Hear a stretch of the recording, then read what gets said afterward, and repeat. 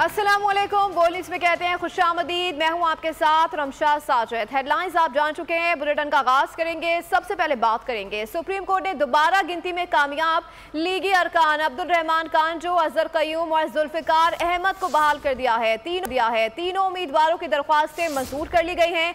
Lahore high court का आजाद उम्मीदवारों की कामयाबी का फैसला कलअदम करार देते हुए इलेक्शन कमीशन का फैसला बहाल कर दिया। रिमार्क्स ये कि इलेक्शन कमीशन एक आईनी इदारा और इज्जत का मुस्तहिक है। जजेस ने इलेक्शन कमीशन के सरबरा और मेंबरान से मुतालिक गैर जरूरी रिमार्क्स दिए। इलेक्शन कमीशन एक आईनी इदारा और इज्जत का मुस्तहिक है। जजेस ने इलेक्शन कमीशन के सरबरा और मेंबरान से मुतालिक गैर जरूरी रिमार्क्स दिए। लाहौर हाई कोर्ट का फैसला बरकरार नहीं रखा जा सकता। सुप्रीम कोर्ट ने मुस्लिम लीग नून के MNA अब्दुल रहमान कांजू, अजहर कयूम और जुल्फिकार अहमद को बहाल कर दिया। अदालत ने 2-1 की अक्सरियत से फैसला सुनाया। जस्टिस अकील अब्बासी ने फैसले से इख्तलाफ किया। अदालत उज़्मा ने लाहौर हाई कोर्ट का NA 154 लोधरा, NA 81 गुजरांवाला और NA 79 गुजरांवाला पर आज़ाद उम्मीदवारों की कामयाबी का फैसला कलअदम करार दिया। इलेक्शन कमीशन ने वोटों की दोबारा गिनती में नून लीगी उम्मीदवारों की कामयाबी बरकरार रखी। NA 154 पर फराज नून, NA 81 पर बिलाल एजाज और NA 79 पर एहसान विर्क कामयाब हुए थे। दोबारा गिनती के बाद इलेक्शन कमीशन ने नून लीग के तीनों उम्मीदवारों को कामयाब करार दिया। फैसले को आज़ाद अरकान ने लाहौर हाई कोर्ट में चैलेंज किया। अदालत आलिया ने इलेक्शन कमीशन का फैसला कलअदम करार देकर आज़ाद उम्मीदवारों को कामयाब करार दिया, जिसके खिलाफ नून लीग के अरकान ने सुप्रीम कोर्ट से रुजू किया था। मखसूस इजलासों का मामला, वज़ीर आज़म के मुशीर राना सना कहते हैं कि मखसूस इजलासों से मुतालिक फैसला आइन को रीराइट करने के मुतरादिफ है। 2 जजेस ने तलाफी फैसला लिखा। मखसूस इजलासों से मुतालिक फैसले पर अमल हुआ तो आइन के 2 आर्टिकल मुअत्तल करना होंगे। 2 जजेस की ये राय है तो उस पर जरूर बात होनी चाहिए। आइन के तहफ़्फ़ुज़ का खल्फ उठाने वालों को संजीदगी से गौर करना होगा।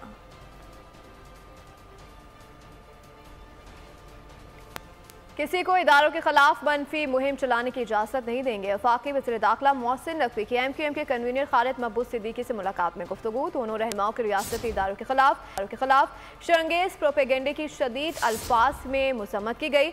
मोहसिन नकवी बोले कि रियासती इदारे पाकिस्तान का काबिल फ़ख्र असासा हैं। इदारों के खिलाफ मुनज़्ज़म प्रोपेगेंडा करने वाले अनासर का रवैया मुल्क दुश्मनी के मुतरादिफ है। पाकिस्तान के सामने ज़ाती मफादात की कोई हैसियत नहीं। खालिद महबूब सिद्दीकी ने कहा कि पाकिस्तान की खातिर सबको बाहिमी इत्तेहाद और इत्तेफाक से चलने की जरूरत है।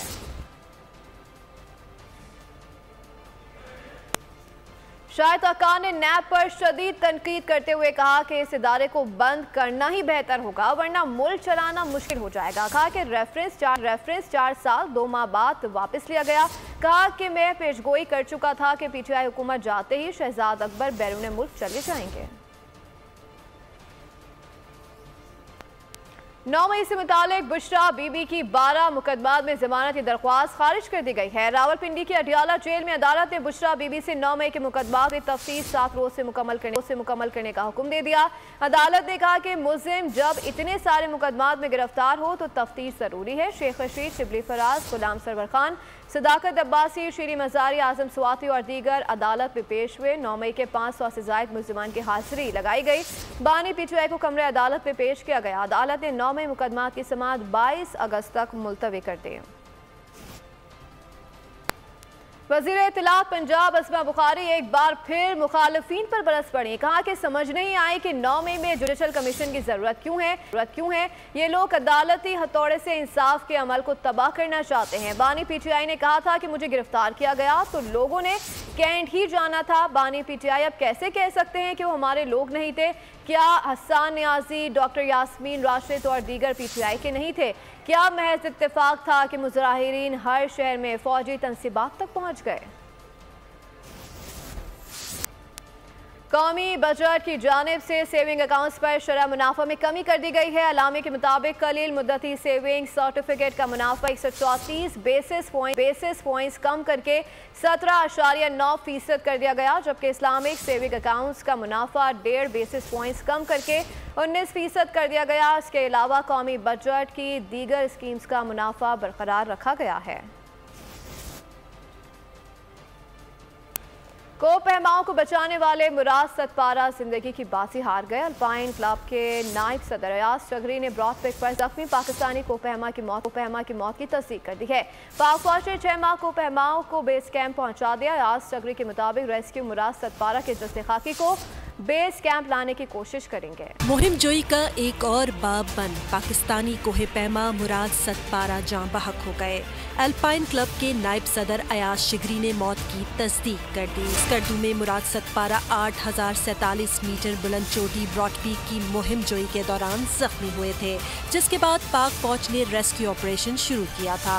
मुराद सतपारा पुर्तगाली खातून कोहे पैमा के हमरा गुज़िश्ता हफ्ते ब्रॉडपीक की मुहिम जोई के लिए रवाना हुए थे, जहाँ हफ्ते के रोज कैंप 1 के मुकाम पर सर पर पत्थर लगने के बायस शदीद जख्मी हो गए। रवां साल मुराद सतपारा ने K2 क्लीन अप समेत K2 रेस्क्यू मिशन में हिस्सा लिया था। इससे कबल वो K2 समेत कई चोटियों पर सब्ज हिलाली परचम लहरा चुके हैं। मुराद सतपारा ने K2 की इंतहाई बुलंदी से गुज़िश्ता साल जान की बाजी हारने वाले हसन शिगरी की मैयत को भी उतारा था। मौसम की बात करेंगे। मुल्क के मुख्तलिफ शहरों में बारिशों की धुआंधार इनिंग्स। लाहौर समेत पंजाब के मुख्तलिफ शहरों में बारिशों के बाद नशीबी इलाके सेरियाब आ गए।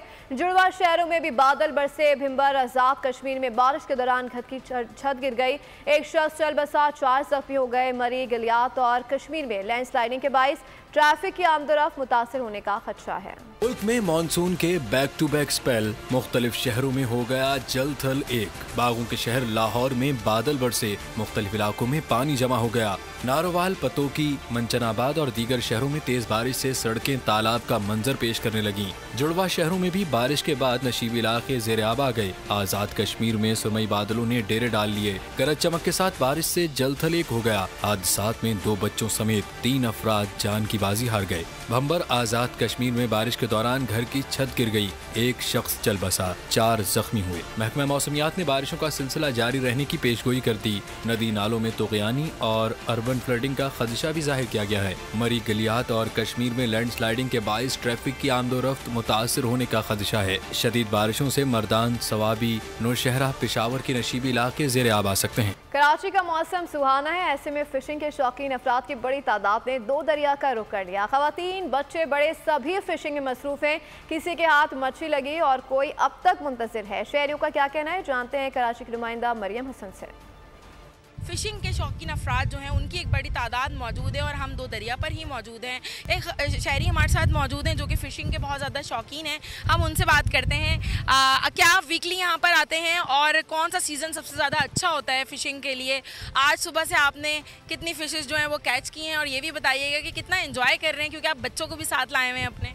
जी माशाल्लाह, आज कराची का मौसम बहुत अच्छा है। सुबह से ही हल्की हल्की फुहार बूंदाबांदी हो रही थी, तो इसकी वजह से हम निकल आए घर से फैमिली के साथ। फ़िशिंग का थोड़ा बहुत शौक़ है। 15 दिन 20 दिन बाद हम लोग आते रहते हैं। वहीं दूसरी जानिब शहरी जो हैं मौसम का भरपूर तरीके से लुत्फ़ भी उठा रहे हैं।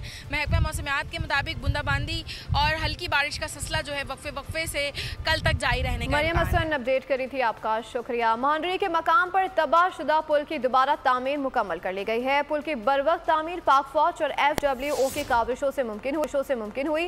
तामीरी काम मुकम्मल होने के बाद पुल को ट्रैफिक के लिए खोल दिया गया। मांडरी पुल 30 जुलाई 2024 को सैलाबी रेले से तबाह हुआ था, जिसके बायस इलाका मकीनों और सयाहों को शदीद परेशानी का सामना था।